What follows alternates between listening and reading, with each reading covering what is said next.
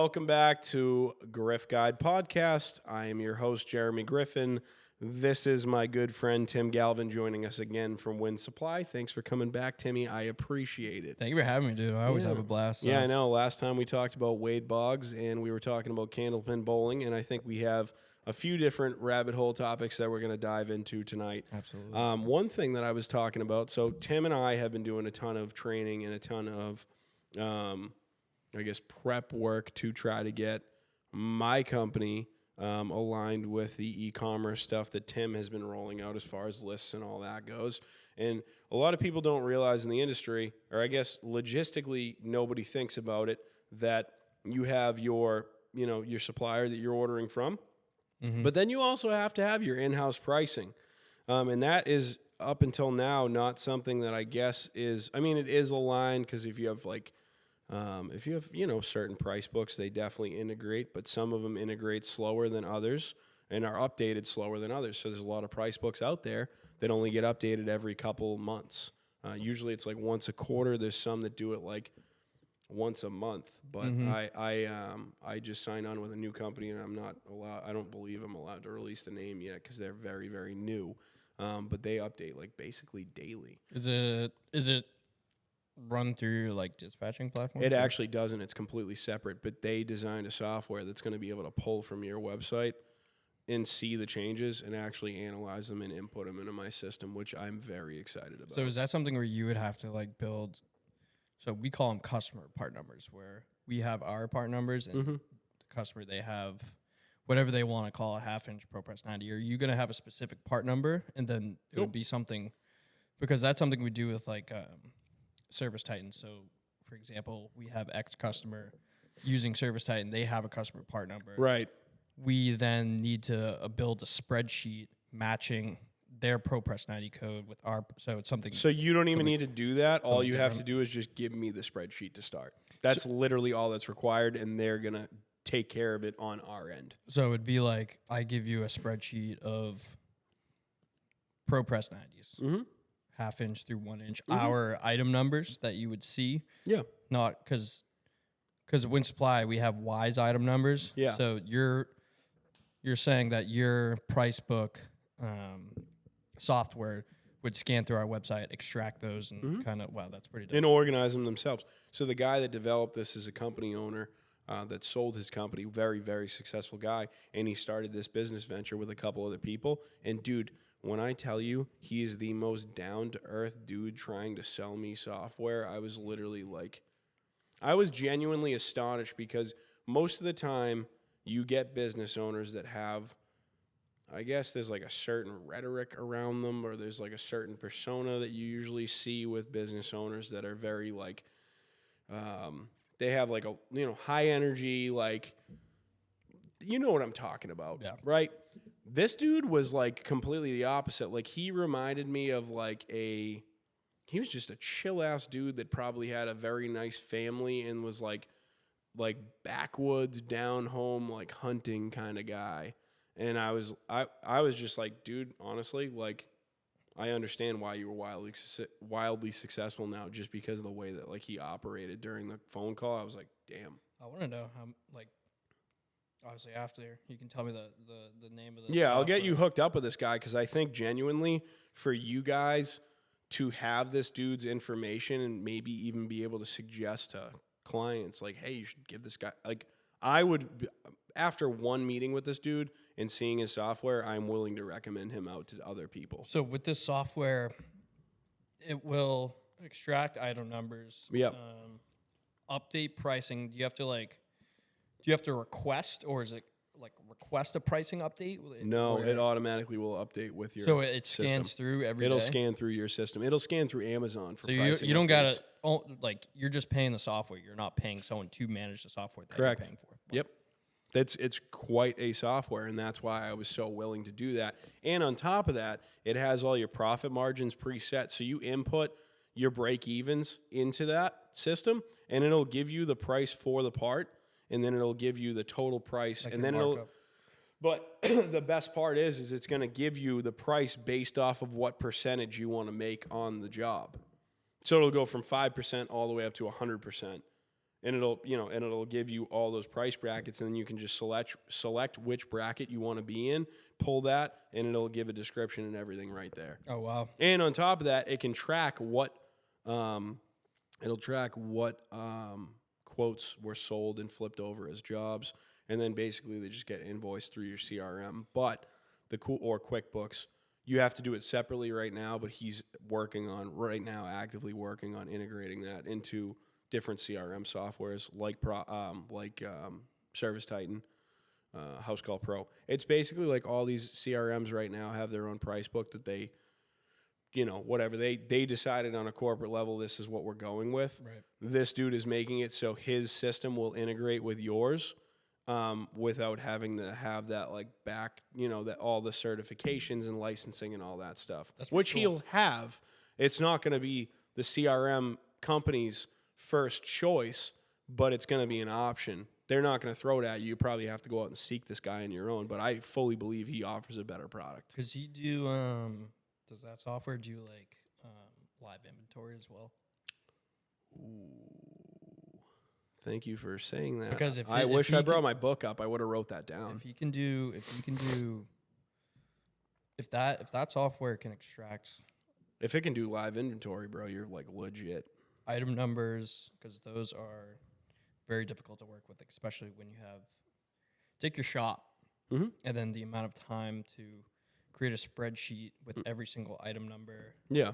Then compare it to customers, then upload all that. So you're telling me it just does it automatically. Yeah, it does it automatically, which I was shocked about. Dude, he told me, he's like, if you guys buy plumbing supplies on Amazon, it'll automatically scan through Amazon and update it.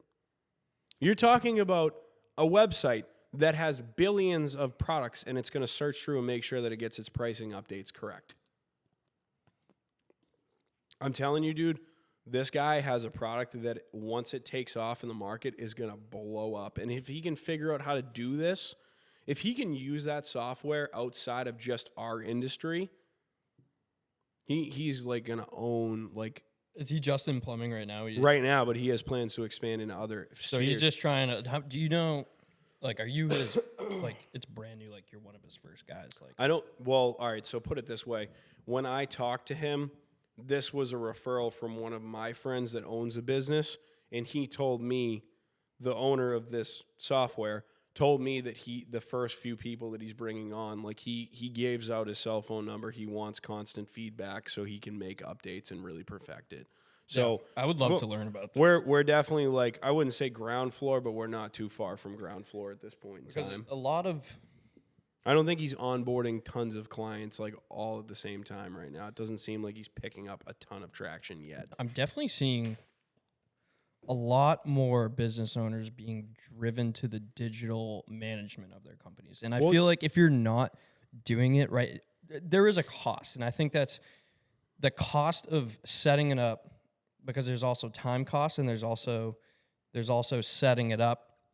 There's a price for the software. And I feel like people are getting stuck on that because they're just not willing to just open up to the benefits of what these softwares can do for your Tim, company. What company owners are not taking into account, and what I was not taking into account for a long time, is all of these softwares that we are now using to increase productivity. When you think about it, like, each piece of software that we bring on and add to our collection, so to speak, or our portfolio, each one of those really, at the end of the day, is cutting a huge amount of cost, because you're talking about replacing people, which I don't really like doing. Right. I'm not a fan of that, but if I can figure out how to have people in those places to manage those systems, then you're still bringing people in. You're still having it be extremely efficient. But I mean, yeah, dude, you're literally talking, it's like, all right, cool. If this software cost me, say it cost me like, I don't know, $10,000 for the year, right? And normally that would be a person at $25 an hour plus bennies. You're talking about a $60,000 software at that point if you had a body managing it versus 10. It's like the conversation that I had with our operations manager, Megan, a couple months ago, and our dispatcher, or now she's a manager, so now she's like our Jasmine is now a manager, yeah. So she's our customer service manager. Those two are a huge part of your team. Yeah, so she's our CSM now. They're a huge part of our team, but I had to have a conversation with them because I said to Jasmine, I said, Jazz, we need to get more customer service representatives in the building to work for us, to answer phones, to do outbound calling, all that kind of stuff. Right. And the only solution that I could come up with, other than bringing in tons of people in the United States to answer the phones, was to figure out how to outsource it in a reasonable way where it wasn't going to hurt the business. Right. So I was able to find a company that hires individuals from other countries that are extremely well educated. They have to go through all these other, there's a lot of like pre-qualifications they have to hit. They have to take tests. It's not something that you can just jump into blindly and be like, hey, get me a job overseas. By overseas, I mean America. Yeah. And these people are employed directly by me. It's not like they work in a call center where it's like, oh yeah, I don't want to answer the phones during X time, so I'm going to just forward it to a call center, and they're going to be managing 5 other companies. The people that we brought on, the person we brought on that we have currently working for us. For you. Yeah, like her paycheck has my company name on it. So like, it works well, and she is extremely intelligent and extremely well organized. Like, I personally have never seen that, and I brought it up to Megan and said, Megan, look at how detail oriented this woman is. Mm-hmm. We are not that detail oriented. So for us, it was like a big wake-up call, and then Megan realized how important it was that, okay, cool, we hired this woman. She's getting an absolute killing, it's a killer deal compared to where she lives and what we're paying her. Like, she's probably going to be like top 5% to 10% in the country that she lives in, which is pretty cool. Maybe I'm in the wrong business. I don't know if that's necessarily the case. I wouldn't want to live in a lot of these countries that these people live in, but I mean, the reality is it's nice to be able to provide that opportunity for these people. I know I was talking to a friend of mine, and he was telling me about how he hired somebody from another country to be his like personal assistant, and she works directly for him as his personal assistant. He does a lot of like high level corporate stuff, but he pays his assistant $72,000 a year, and she lives in the Philippines. Do you have any idea? I've never been over there. Do you have any idea how much that money that is in the Philippines, dude? She's literally like she is in the top 10% of the top 1% for the entire country. Yeah. I mean, yeah, that's pretty good. So she's like, basically, she'd be like, not an Elon Musk, but name any billionaire that you can think of, that's not like on the top 2 or 3. Like, she's on the list effectively for that country. I mean, dude, put it this way. I don't know what 72,000 is to Philippines. I mean, we could do a quick convert. Nick, if you want to type, can you punch that into Google for us? It is a boatload of money in their country. Boatload. I believe their Filipino pesos is what they go off of. Is it pesos? Mm-hmm. It's a ton. It's an absolute ton, though. Oh, it is a Filipino peso. It's $58 pesos to $1. Okay, yeah. So that is quite a sum of money. It's if you're living in 60 times. Yeah. So it's 420. No, it's 4.2 million pesos. And put it this way, Tim, a very, very nice house in the Philippines is like, and I'm talking 10 pesos. Just kidding. No, but a really, really beautiful house in the Philippines, and I'm talking like extravagant, is probably like between 16 and 20 million. So this woman, obviously, at her salary, can afford that. And you're talking like a 6-bedroom, 7-bedroom house. That's just like creating opportunities too. Oh yeah, no, it's huge, and I'm sure she probably has to. She works very hard for it, but have that opportunity, like, damn. You know what actually is super funny? So I'm not going to get into politics here, but I will get into a little bit of economics. So if anybody's seen what's going on with Canada and the United States and the tariffs and all that, has anyone looked at the value of the Canadian dollar versus the American dollar recently?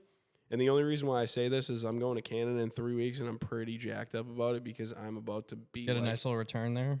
Or if you wait a few more weeks, you won't need a passport. You'll just need a driver's license. I don't know. We'll see what happens there. But no, right now, so 3 to I think it was 4 days ago. I mean, Trump kind of hammered. Yeah, Canada he did, absolutely. And Mexico. Yeah, but dude, 4 days ago it was like 72 cents.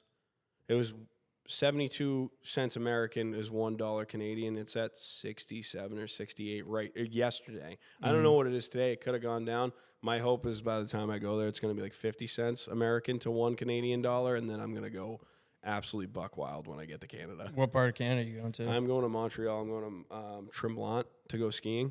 Dude, that'll be a good time. Yeah, it's going to be cool. I literally called my buddy and I was like, hey, you might want to talk to the dude that we booked the Airbnb with and be like, hey, listen, like the value of your dollar has gone down. I don't think I should have to pay you this much. Yeah, I mean.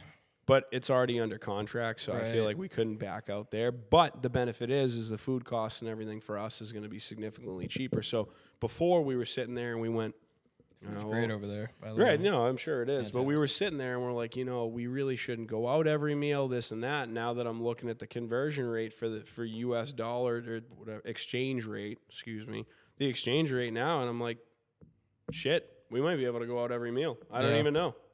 Right. Like I'm curious to see how effective the dollar is going to be when I go out there. And I told my buddy, I'm like, dude, I'm literally going to go to a bank and like exchange US dollars for Canadian dollars and see where it gets me. Yeah, go to the National Bank right in the Montreal Square if you're going to do that. I was going to exchange before I went. Oh. Yeah, unless I did it when I was there and they gave me a great rate. Okay. This was a year ago. Do they take money? Oh, really? So what was it a year ago?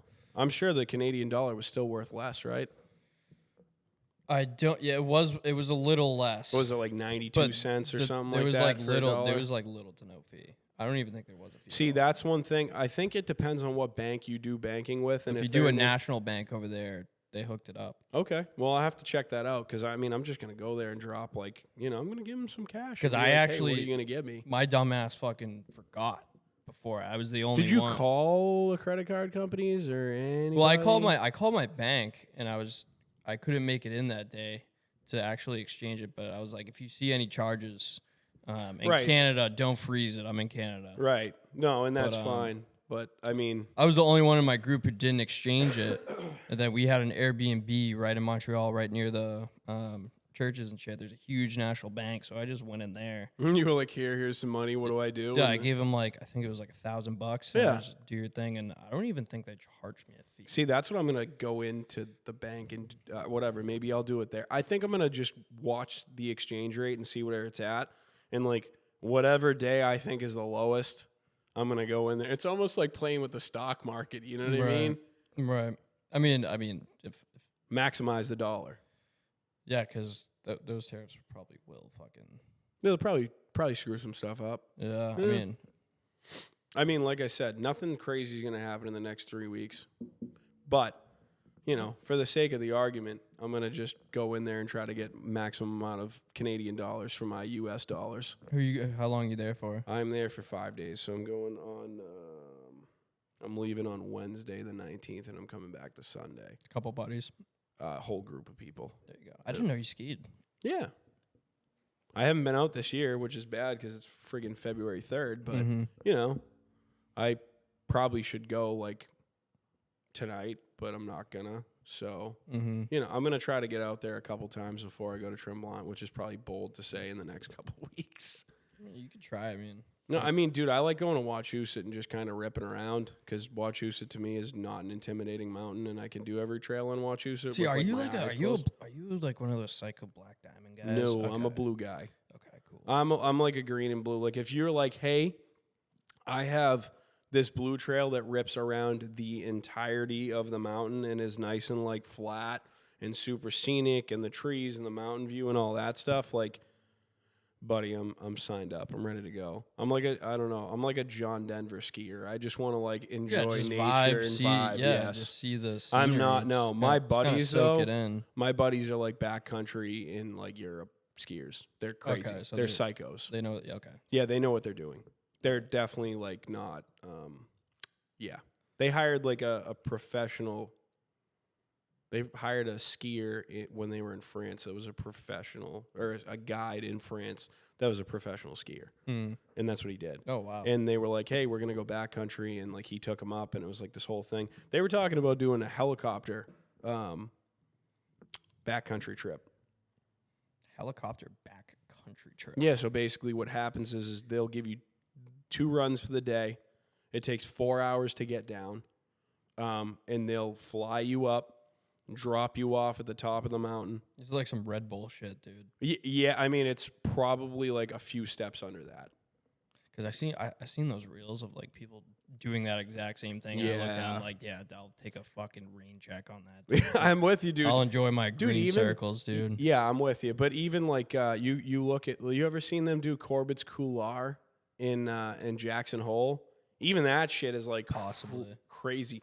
So I got to see it without snow on it, which was even more intimidating because, dude, I mean, you're literally inverted. Like the first, you're a fucking mountain goat at that point. Yeah, no, the first 80 feet, you're just free falling, and then you hit the snow and go, and you're going through a channel that's probably, dude. I mean, it's probably bigger, but from seeing it from my perspective where I was, it looks like it's no wider than like this chair to that chair. Scary, very scary.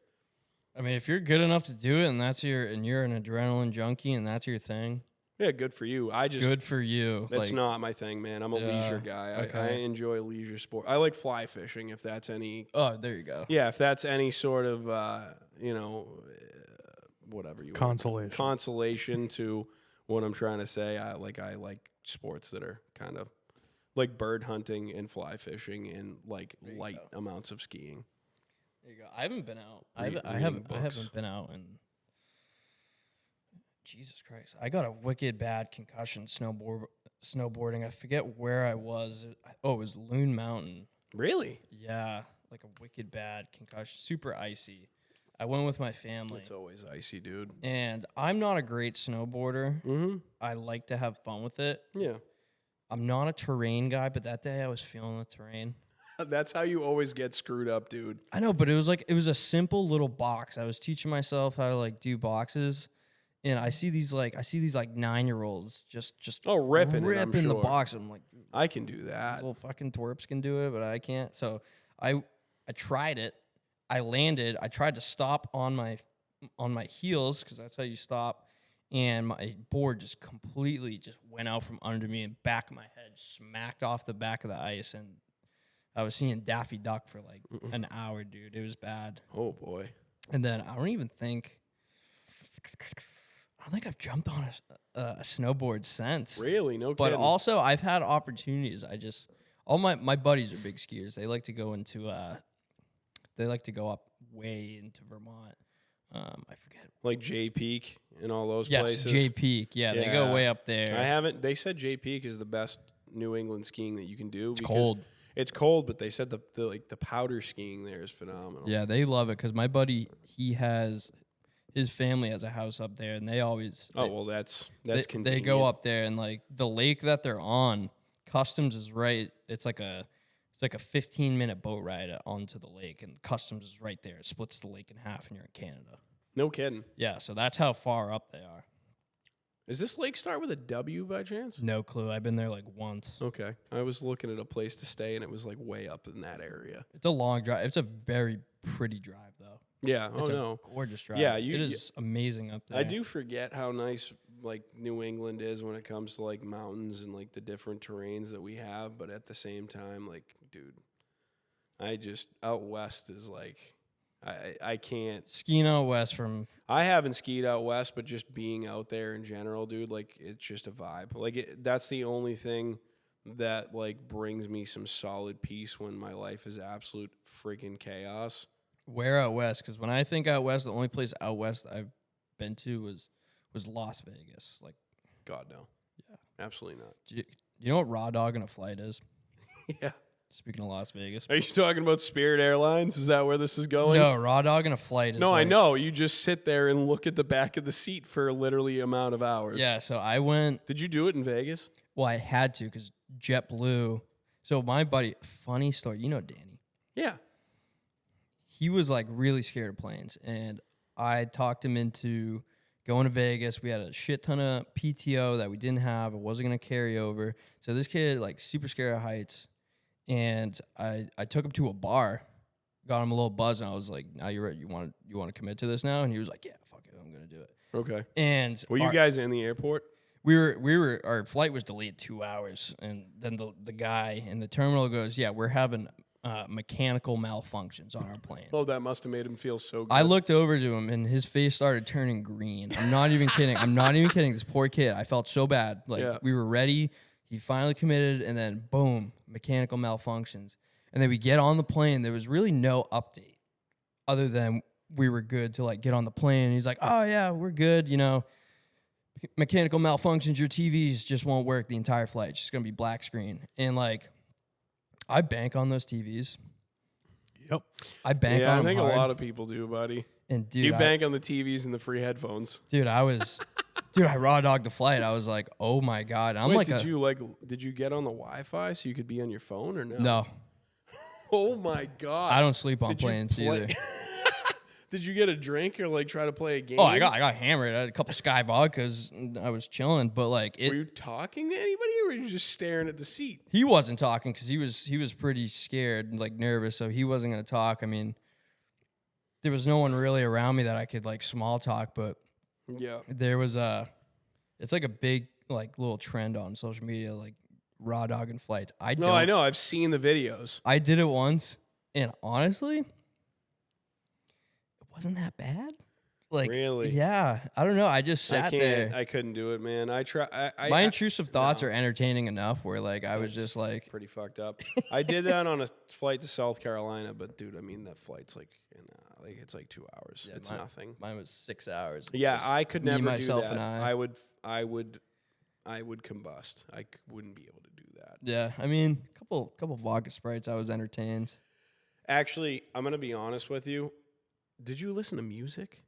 You completely, just nothing. No, nothing. Just the sound of the engines. Yeah, like I told you, I'm a free headphones guy. They got ESPN on the okay. Fucking... I probably could do that if I was sitting in first class. Probably. I've never sat in first class. So. I mean, I'm 5'5". I don't really. You don't need it. My feet are just fucking Me and Nick, kicking like first this. class is like a game changer. Yeah. That's like a life-changing situation. I've heard Dude, it's quite exquisite. When I'm on a plane, and Nick, correct me if I'm wrong here, you're definitely in the same boat because you're actually even a little taller than I am. So sure, you're sitting there, dude, and you're literally. I mean, if I'm on an aisle, you're hanging the leg out. You're going like this, right? But not just a leg. What about a shoulder? Yeah, no, that's what I'm saying. You're doing a full lean out, but dude, if you're in a middle seat, I'm fucking sitting like this the entire time. Well, that's miserable. You're a bigger guy. It sucks. Yeah. It's fucking horrible. Yeah, I mean, like, dude, I could like they should change that. Let's get into the body positivity. No, you know there was a chick on TikTok that tried that. It wasn't a thing. Damn it. Yeah, but no, dude. So when I was going to Wyoming this year, I got an email from, what did I fly? American. I got an email from American and it said, "Hey, upgrade. You know, there's still a couple open seats. You can upgrade your flights to first class for $150." Oh. Yeah, I was like, "Damn, this is the deal of the century." I would raw dog in first class for $150. I got on there, dude. And so obviously I had 2 seats. So I was just like, all right, cool. I'm going to pay an extra $600 to actually enjoy my flights. Fucking done. And when I tell you, dude, it was life altering. I'm sitting there in like this big ass recliner, and the dude's bringing over like glass. Like everything that they give you is glass and metal. So are drinks free in first class? Oh yeah, okay. Oh yeah, dude. But when you get on the plane and sit in your seat, you get settled. They're like, "Can I take your coat, sir? I'll hang it up in the back." But whatever the case is. So I sit down, I'm all settled, all my shit's away. You have special overhead bins just for your seat that are huge. It's like a full overhead bin just for your seat. Yeah. So I sit down and I'm like, all right, great. And we hadn't even taken off yet. "Sir, can I offer you a beverage?" And I'm like, "What do you have?" And he's like, "What do you want?" And I'm like, oh man. So, whatever. I ended up just getting fucking cranberry juice, which was probably just a waste, but I wasn't feeling like drinking because I was just vibing already. Do you like drinking on planes?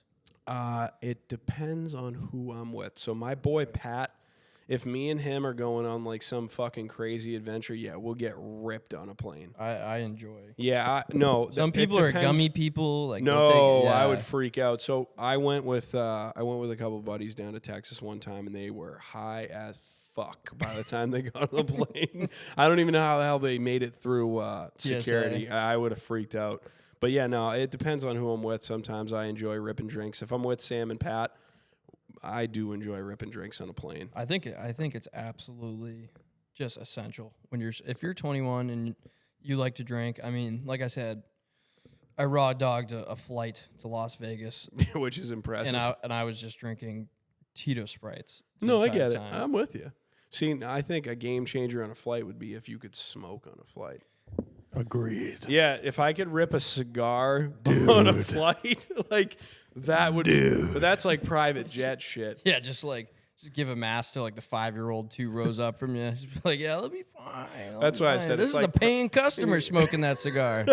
We'd asked him to leave. We're overbooked. He wouldn't leave. He's gonna smoke his fucking cigar. But it's like that's a private jet thing now. But at one point in time, it wasn't. But I think that would heighten the experience. But I'm also they were smoking doing open heart surgery back then. Dude. Yeah, no, I'm with you. I agree. Holy shit! But like, dude, the whole thing with like flying too that I think is funny is like back in the day, it was like appropriate that like when it was I guess it was just like a common.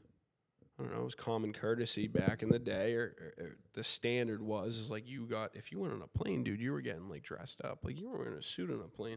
So I don't hold that standard, but I definitely, when I go to an airport, people are like always looking at me fucked up.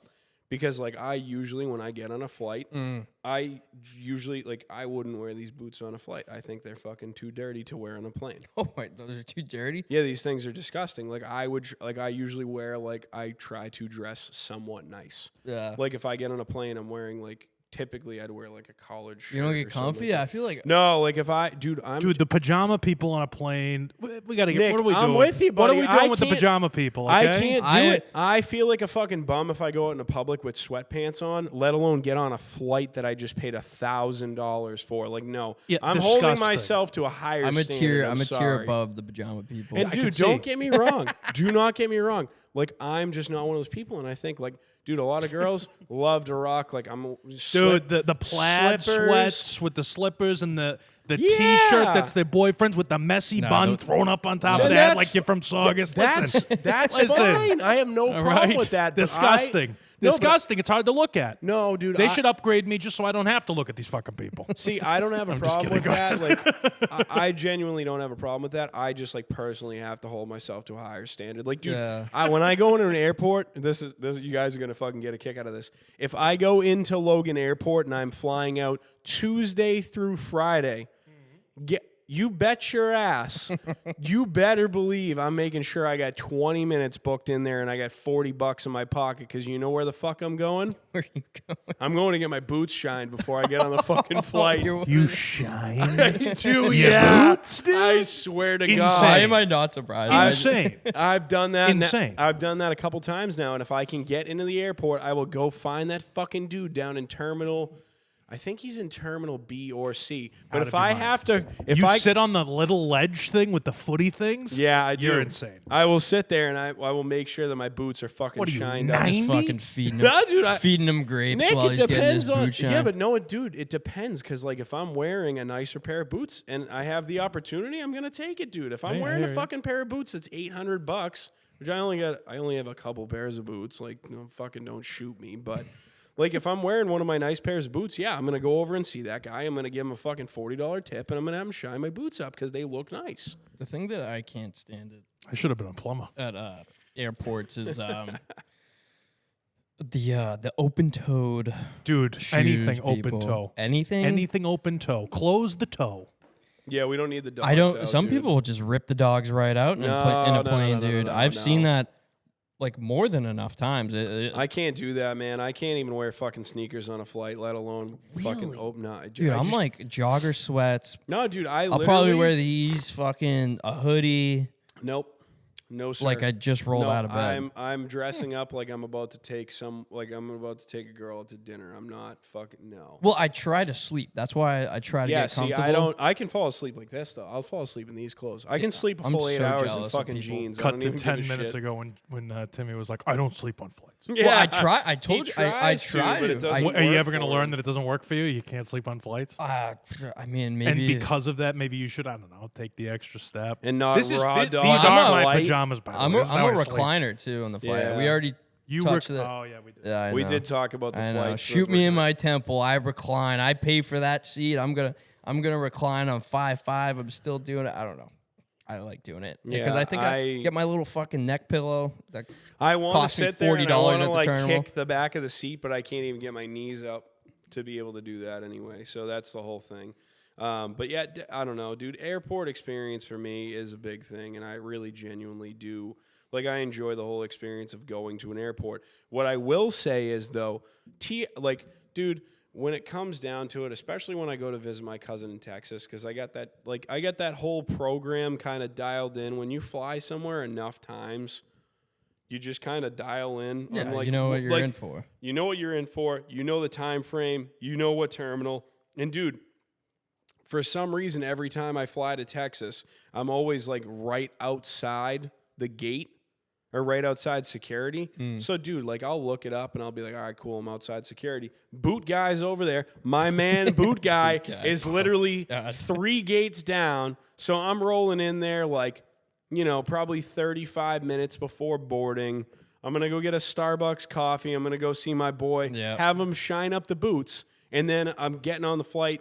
You know, whatever. I don't care if I'm group 1. I'm probably going to get on it with, like, group 7 because then everybody's settled. Yeah. Sit down, throw my bag up, and I'm like, all right, cool. I'm going to be in Texas in 3 hours. I don't give a shit what's going on. A cool little airport story I had. I went to Nashville, like, right after I turned 21, and back in 2021. And, wow, that was so long ago. I know, dude. I'm a young buck. I'm sorry. I know. It's weird. But on my flight back, so hungover, my layover got delayed, and then I look to my right and I see this like wine bar. It's like 10 in the morning, but people were still drinking at it. You're gonna go rip a wine bar at 10 in the morning in? No, they had a grand piano in front of. You play piano? Yeah. Yeah, he does. He's very fucking good. I started playing "All of Me" by John Legend. This is like something that you see like in an Instagram reel that you think is fake. So I started playing the song. I asked the bartender, I was like, "Do you mind if I play the song?" And they're like, "No, go ahead. People play all the time." Of course. I still have my mustache. I was like, "Yeah, go play John Legend, you fucking redneck." like that is true. And I started playing it, and then this dude, he just starts standing up. He stood up and he started belting out "All of Me" by John Legend. Was he good? He was absolutely fantastic. Like, he was taken away from my piano skills, and people just started buying us fucking free drinks. They were, like, I look up and I have two glasses of wine, and I'm sitting there like playing, drinking. This guy's singing. I did another song. What was it called? Fucking "Don't Stop Believing" by Journey. One of my favorite songs. Damn. Okay, that's cool. And like, it turned into a party at like 10:30 in the morning, and like my layover, it was super fun. I feel like with airports, time doesn't really matter. No, I mean, like, there's no time. Time is not a thing in an airport. Exactly. It's just weird how that works. But that was the coolest. And I was hungover. I looked like a corpse, and it just made my day. My layover. I'm sure you did. Time, and because when you're hungover, man, you literally are like dead. Because I called you. We talked. You were hungover and then you got sick? Well, that was at Mohegan. I know, but I'm just saying, you were hungover and then you got sick, and dude, you literally sounded like you were going to fucking die when I talked to you. I think I ended up getting the flu. You did. And it was probably because of my lack of sleep I was getting. And probably the copious amounts of alcohol involved in that. There was, yeah, I bet you were hitting it hard, buddy. We were drinking. Yeah.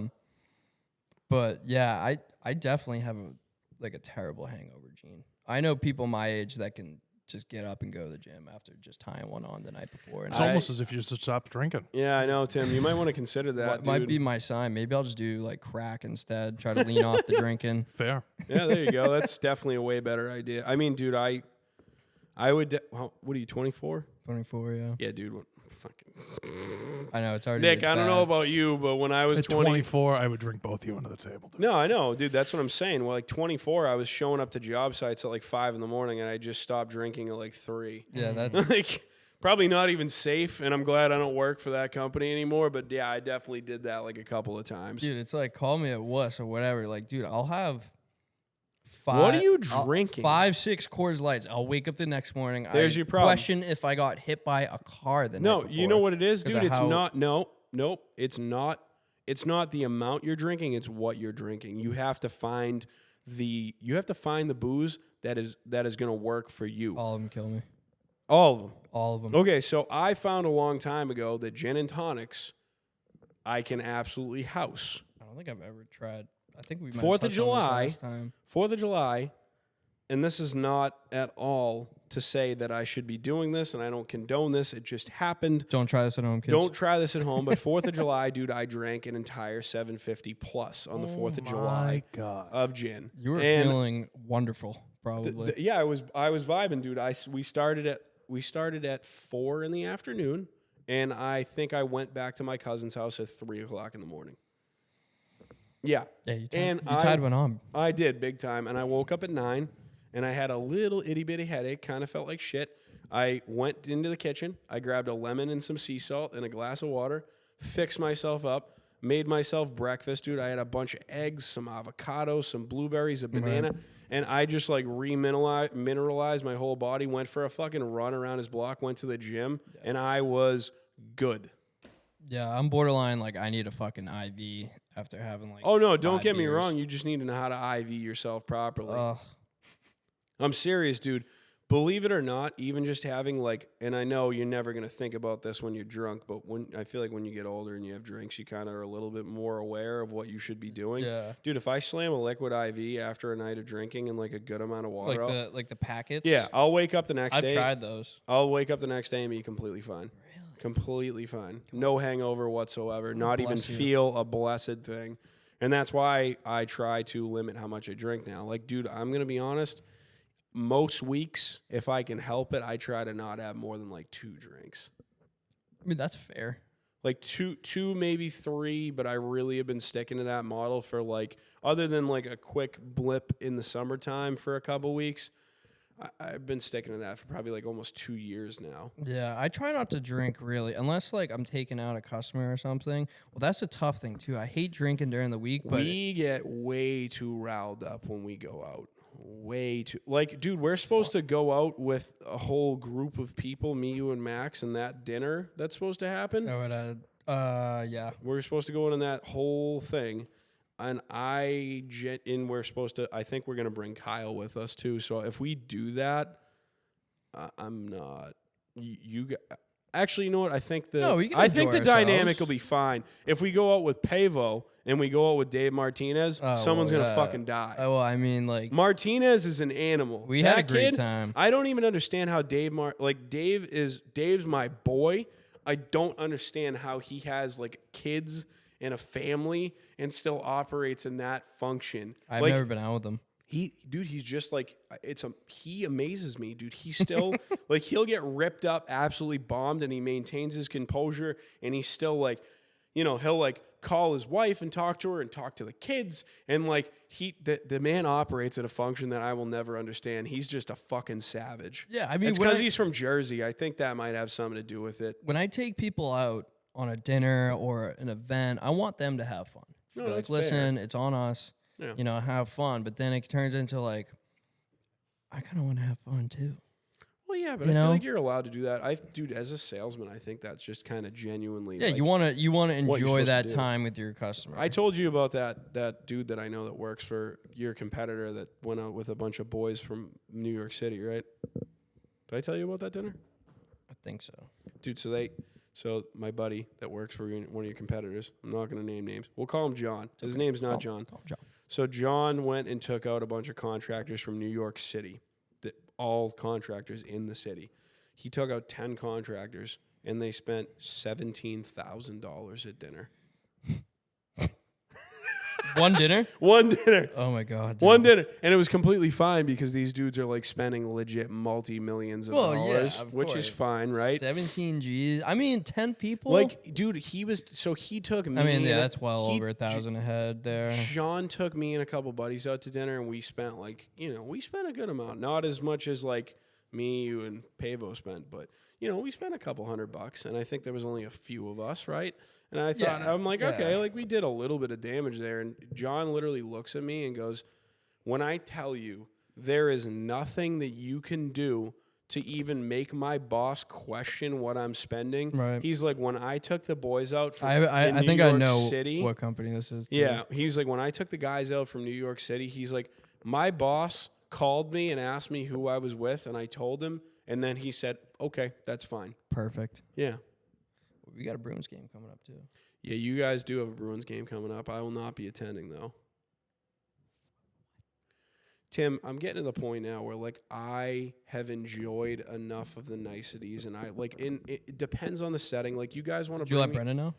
I did. Okay. Yeah, no. I already talked to Brennan and Max about it, and I'm sending 2 of the new managers because I want the people in my organization to enjoy the same benefits that we get. Mm-hmm. Like, dude, don't get me wrong. There's always a time and place for me, you, and Max to go out and go crazy. But I want to try to send these people, like, I want to send my team out to be able to enjoy and take advantage of this stuff. Well, so that's a good... Like, Jasmine and Meg... They're going to the Bruins game. They're both managers. I invited them exclusively first to say, hey, this Saturday? This Saturday. Hell yeah. They're supposed to go. And then, like, you know, we got another, we have another thing coming up with another supplier. They have like a trade show type deal that's happening at a casino in Connecticut. And they're going to go down there. Foxwoods? No, it's Mohegan. I love Mohegan. Yeah, I'm a Mohegan guy too. But nice. Mohegan's fucking beautiful. Gorgeous. I don't like casinos. But anyway. I love them. I like casinos for like one thing, and that's usually the cigar bars, to be honest with you. If they have a cigar bar, I'm there, and that's where I'm hanging out.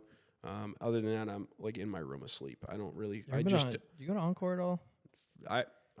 That place sucks. We can take the last 10 minutes and talk about mental health, and we'll talk about Encore, and I'll wrap it all up. So I went out to dinner on New Year's Eve with a couple of my buddies and a whole group of people. And we got like halfway through dinner, and I was so overstimulated by Encore, dude. I legit had a panic attack. I was supposed to go back to my buddy's house, and I literally... Well, one, I was on call, so I got some calls, and that was the whole thing, which was good. It distracted me. Yep. But I also simultaneously had a panic attack, and I literally was, like, driving home just, like, fucked up. I've been under a lot of stress lately for, like, personal reason stuff. Right. So that stuff has been just, like, mounting. So, yeah, casino's probably a no-go for that. Casino right now is a no-fly zone. I think after things calm down, I'm going to be good again. But, like, I definitely, like, dude, overstimulating situations. And I don't want to sound like a pussy here, but it's like, dude, my mental health is more important. So, like, I genuinely don't care if I'm going to ruin your time. I'm getting the fuck out of there. Yeah, I mean, I feel like you're more of a pussy if you don't address your mental health and you're just 100%, dude. masking it by doing shit like that. Yeah, 100%. Like, I just don't. If I feel anxious and I feel like I'm going to fucking have a panic attack, dude, I'm out. I'm going home. I'm laying in my bed. I'm going to fucking eat some fucking sour shit, and I'm going to put on some nice YouTube videos. Dude, it's funny. So I found this a long time ago, and it's one of the only things that can really fucking bring me back to, like, level is I'll go on to YouTube, and they'll have, like, nice piano music playing in the background, and it'll just roll through whatever you want to watch. So, like, a lot of times I'll look at, like, Yellowstone National Park, or I'll look at, like, Banff National Park, and I'll just roll through, and it'll be, like, these beautiful aerial videos that are shot with drones with nice piano music, bro. That shit brings me back to reality. Nature, for me, just to even look at it, is so grounding that, like... You ever heard of the YouTube channel Outdoor Boys? The guy that, like, lives by himself in Alaska? In Alaska, yeah, yes. That guy's crazy. That's my, like... desensitized. Really? Like, yeah, I love that guy. No kidding. Well, you know what? I kind of fuck with that, but I'm definitely more on the artsy side. So I have like a dude that I follow from Massachusetts that like he doesn't do like outdoor survival shit at all, but like he'll do like, oh, I'm going to this town in New England and like look at all this cool shit you can do, but it's like very much there's a lot more theatrics to it, to the point where it's like it's like poetic in a way, and he puts nice music to it, and it's just like when you watch his videos, it's like an adventure, and it's sick. And I like that, actually, believe it or not, his videos brought me out of a very dark place in my life, because at one point in time was like the only thing that could like bring me back and like at least have my brain settle out and be like, all right, cool. Like, hey, oh, this is cool, dude. Like, I might do this. I'm going to focus on this, especially in the dead of winter. I get fucked up in the dead of winter. That's a lot of people. Yeah, no, it is a lot of people, but it like only recently has it hit me worse. But like, dude, that kid's videos like do it for me. It's funny that you mentioned like piano, and because I'm actually getting a PC built right now, Mm-hmm. and I'm gonna download some music software. I already have the You music start software. recording and shit. Yeah, I'm gonna buy Nice. like a nice my computer's being built right now. And then I'm gonna like have I already have a studio in my basement. I have like nice Yamaha speakers, Nice. and then I'm gonna put up like a side MIDI, and I'm just gonna record my music and do very similar things, like get really cool lighting in there, some That's cool cool, dude. animations, and Love that. I'm gonna try to do like a similar thing. Mm. One, because I love making music, but I know also it could other people enjoy listening to music, and Yeah. when I play, it's usually I'm just sitting in my basement while my laundry is like fucking waiting to be done, and Right. I'll just rip out Elton John. But like Yeah. now, I'm trying to do a similar thing that you're talking about. So I mean, but maybe you can you could log into my YouTube channel. Yeah, maybe one I'll day. check out your YouTube channel at some point. But Yeah. dude, honestly, it's like, yeah, and you don't know. You could post that shit, and you may not realize that you're literally like keeping somebody from like going into a bad mental spiral, like bad. Another thing too is that like when you ever hear you're flipping through TikTok or Instagram and you hear those like really cool piano riffs that you may have heard multiple times on different. So if you can record something, some AI generated YouTube channel that makes reels can clip that, and they can use your sound over multiple. Like you've heard the Interstellar one. Yeah, of course. So there's a lot of people that make a lot of money just from that. Really, I didn't even know that People was a thing. taking your pieces and putting it on Instagram and social media reels. No shit. So that's another thing. Well, you heard that reel. Did you listen to the sound on that Mercedes video that I I sent did, you? yes. Yeah, dude, that one hits different. Yeah, it does. That hits different. no, Whenever it's I hear nice. that, I just stop in my tracks and I'm like, I don't know why. I think it's just like the deep sound and like Piano's very captivating. yeah, I guess it must be. It's an intense Piano and violin. I feel like string instruments like violin, cello, and piano. Like for some reason that like your brain kind of stops in its tracks and is like, all right, what am I listening to? You ever been to the Boston Pops? Yeah, of course. Okay. Yeah. I was about to say. I've been to the Boston Pops. If Yeah. you haven't, Yeah. No. anyone who hasn't out there, it's Yeah. I've been to the Boston Symphony Orchestra too. it is Yeah, it's fucking absolutely fantastic. I love that stuff. add it to your bucket list. Yeah. It is I would agree with that statement. fantastic. Yeah, But it's like a journey. It's not, a journey. but not every. You know what I actually went to? You know the candlelight string things that they do now. Yes. I went to one of those How last was year. that? Was that cool? Yeah, that was very cool. It was all. Who is that really famous conductor? Not conductor. Is it? Is he a The conductor? Hans Zimmer. Yeah, I went to that one. It was fucking No, you didn't. badass. You saw Hans Zimmer? No, it wasn't him, but they played all his music. Oh, dude. It was dope. It was absolutely sick. I would He's my recommend that. Jesus Christ of music. Is Hans No, Zimmer. no, that's fair. So I'm a music guy too, Tim, but a lot of people aren't, and I can never understand. I guess that's just a way that I connect. I connect with music and I connect with nature, and those are the two things that keep me fucking. It's a good combo. It is a good combo, but I also did notice in people that know me, depending on what music I'm listening to, too, can affect my mood, which is fucking weird. Oh, of course. I didn't realize that, but being a music guy, like I have to be cognizant of that because sometimes, dude, if I listen to something depressing, it'll just put me into a fucking. Well, music is spiral. very seasonal. as Yeah. well. Oh, definitely. Oh, big time. It's On my very playlist, seasonal. you can tell what season of the year it is Yeah. based off of what I'm listening to. Yeah. Because in the wintertime, man, no. You can tell it's summer or early fall just by what I'm listening to because you're like, damn, this dude's in a fucking good mood. He's going to go crush the world. Yeah. But yeah, no, wintertime, like I cannot wait for this shit to be over. I'm so Again, excited. their days are getting longer. I know the days are getting longer. February 3rd, we got like one more, I would say 1.5 more months of shit, and then we're done. 6 more weeks of winter. Thanks, Punxsutawney Phil. I'm counting every fucking minute. Did you hear they wanted to get rid of that? What? Daylight savings or Phil? Phil. I mean, dude, honestly, Who is No, Phil? stop. I think it's a beautiful Who's Phil? tradition. Is nothing sacred anymore. No, I think it's a beautiful tradition. I just don't think that we should be. You know what? That's a dickhead move. You're right. Keep the tradition. Keep the groundhog.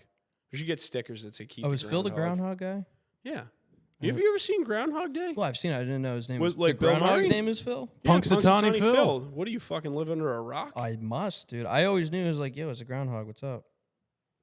I didn't know his name was Phil. Yeah, He's a bro. very famous groundhog. Yeah. They wanted to eliminate his famousness and in place of it, make a vegan what was it? Okay, no. Hold on. It was Peter that said that. I have a problem with that now. Yeah, it was a vegan cake where a weather reveal cake where you slice into the cake. It tells you, based on the color, whether or not it's going to be. What, did somebody bake the cake? Did this cake ascend from the sky? No, somebody made it. Okay, if God didn't give us that cake, bro, I'm not cutting into it. God did give us a groundhog.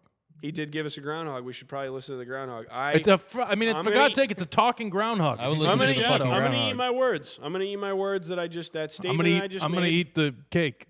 Sorry, it's a vegan cake, buddy. You probably don't want it. I won't. Hey, Oreos are vegan. They're pretty good. Stuffed with like fucking tofu or something, dude. Yeah, something weird. I don't know. I'm getting hungry, man. Because vegans, you can't make it with like dairy. There's no eggs either. Eggs are illegal. Can they eat butter? You can't use animal you can't products. use any animal Can't use product. butter? I would fucking die. I'll tell you right now, I could not be a vegan. No, I I couldn't literally either. eat steak and eggs for like every fucking meal of the day. It's a glorious thing. If It you is a want glorious to be thing. vegan, do your fucking Yeah, vegan I thing. agree. I just didn't never do it. I would Just pass your eggs and steak over here. I'll eat it. Yeah, absolutely. Yeah. Save more for me. But I mean, dude, I don't think that I could feel like actually like charged up and like well like nourished as a human being if I couldn't eat like steak and eggs and butter and like things with fat and like nutrients in them. Just like You're not getting human food. I'm sorry, and I will argue with anybody with that on this one.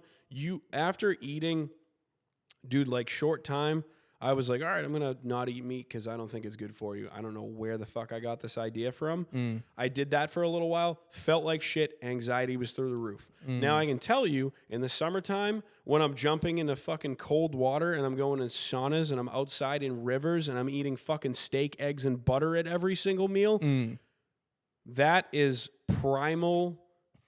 Like dialed in 100% gonna take over the world and steal your family at the same time version of me. Like I'm gonna probably own everything that you currently. Your car is mine now. Like that's steak, eggs, and butter. That's all it takes. That's all it takes, guys. Animal-based diet. That shit will change your life. It really will. I've never done true carnivore, but animal-based was enough for me to be like, all right, I lost like 50 fucking pounds doing it. You ever seen that fucking the fuck's this balloon head's name? Liver King. Yeah, that guy's an idiot. You Now ever seen that guy? he's a moron, What but a- he what was a onto jerk off something. that He guy is. absolutely was onto something because if you watch, so there's this No, dude. he was on roids. He was on roids. He was onto something. He was on the needle. He was juicing, 100% pinning him with And he eating, like, was elk pinning dicks. himself with Tren like crazy. But he was onto something with the diet side of things and the nutrients that come from organ meat. Because, dude, there's a guy, Paul Saladino, on Instagram that I've been following, and he I would say that he was probably one of the guys that started this whole new animal-based diet trend. And dude, I mean, he's right. I literally was watching his videos and I started eating like that. And then shortly after 6 months, lost a ton of weight, was in the best shape of my life and realized I was like, there is something to be said for here. This man is onto something. Like, I mean, it worked well for me. It may not work well for everybody. He's like the raw meat type. No. Like he Oh, raw well, dog- Liver King is raw meat. He raw dogs it. Yeah, no. This Paul Saladino guy's like, cook it, butter, Okay. like beef fat, tallow, like whatever, like steak in a pan, like but cast on. He's like no plastic product. Like the guy's just like, if you want to live and like not have your body be toxic all the time, this is how you do it. And it's legit. I mean, dude. You got to find the right meat too. Yeah, but the cool part going to is, dude, is Walmart. like, no, you can't go to Walmart. But what I did find in watching his videos is he definitely tries to provide solutions for people. So he did a big thing on Costco. And his thing was, if you want to eat a good animal-based diet, you can do it by shopping at Costco. They have good meats over there. They have good, like they do have some good grass-fed beef. Like I was buying like Wagyu. You can get Wagyu ground beef there for like short money. Really? And on top of that, grass-fed, you can get grass-fed butter. You can get raw cheeses. You can get all organic fruit. You can get not farm fresh eggs, but you can get whatever it is, like the cage-free. Yeah, cage-free. Pasture-raised, all that. Like you can get all that stuff there. The only thing I you did not can't know get is Costco like was like that. No. no, Costco is actually legit, and that's how I've been doing my diet for the most part. Is on Costco. Have I been slacking lately? I have, given my living circumstances lately. I haven't been able to do that, but. You can do it at Costco and you can do it very cost effectively. So for me and my buddy Sam, when we were doing it, we were eating like absolute kings 3 times a day for like $250 a week for the 2 of us, and that was all your meals, 3 meals a day. Interesting. Yeah, like, and I mean, dude, you would wake up and you would just be like, you would wake up and be like, damn, I literally think I dreamed for like 4 hours last night. Like, you have the most vivid dreams of your life. You get the best sleep ever. You can wake up, you can run and not feel a damn thing. And dude, you feel like you can absolutely tackle the day every day you wake up. Yeah. It's amazing how different the diet will affect you. It's tough to find. I mean, there's no secret behind it anymore. Like, they're putting it, U.S. it's really hard to find good food. And it is, but I think they're making a lot of changes, and I think people I now hope they are, because it's people actually are waking up disgusting. though. Everybody's onto this now. Everybody is now turning in a corner and saying our food is a problem. Well, look, other countries look at us and be like, these fat fucks, like. Well, dude, it's because of all the. It's horrible, dude. It's literally all the seed oils and all the bullshit and processed food that caused that. If you look back in the 70s, dude, everybody smoked cigarettes, drank beer, and ate steak every day, thin as a fucking rail. Try explaining that one. That's true. Try explaining that one, but yeah, dude, I don't know the diet thing. There's something to be said for that for sure, but. We are out of time, Mr. Tim. Thank you for joining me. I think this was another successful episode, brother. Thank you for having me again. And it's hopefully next time we can have some brews on the show. Yeah, we'll try to get that. Yeah, we'll get there. Case race in the summertime. Case race 25. Let me know. Excellent. Thank you, brother. Appreciate it. Thank you. Join us next week for episode 16, guys. Thank you so much.